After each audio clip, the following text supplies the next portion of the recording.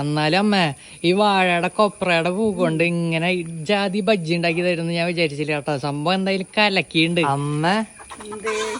അമ്മക്ക് ഞാൻ എന്തായാലും ഒരു സംഭവം കൊണ്ടുണ്ട്. ഇത് പിടിച്ചേ. ഇത് വെച്ചിട്ട് എന്തെങ്കിലും ഒരു സ്പെഷ്യൽ ഐറ്റം എനിക്ക് വേണ്ടി ഉണ്ടാക്കിയോ അമ്മക്ക്?